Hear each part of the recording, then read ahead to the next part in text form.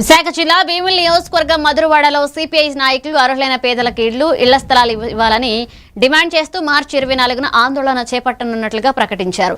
ఈ సందర్భంగా GVMC zonal కార్యాలయం సమీపంలోని ఎస్బీఐ వద్ద ఆందోళన గోడ పత్రికను ఆవిష్కరించారు.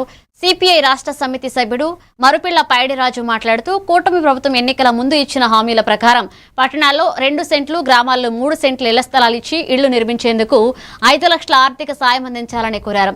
అర్హులైన పేదలకు రేషన్ కార్డులు, పెన్షన్లు మంజూరు చేయాలని డిమాండ్ చేశారు.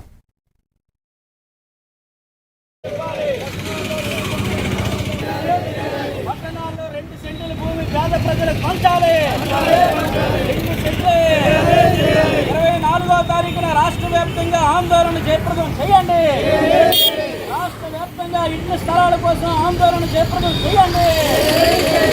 24వ తారీఖున రాష్ట్ర వ్యాప్తంగా కార్యక్రమాన్ని చేపడతాం.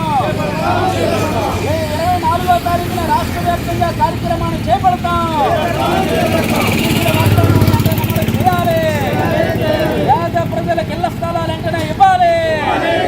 ఉచితంగా పేద ప్రజలకు ఇంటి స్థలాన్ని ఇవ్వాలి చేయాలని రాష్ట్ర వ్యాప్తంగా మార్చి 24వ తారీఖు మంగళవారం జిల్లా కలెక్టర్ కార్యాలయాలు, మండల రెవెన్యూ తహసీల్దార్ కార్యాలయాల వద్ద సిపిఐ ఆధ్వర్యంలో ఆందోళన నిర్వహిస్తున్నాం.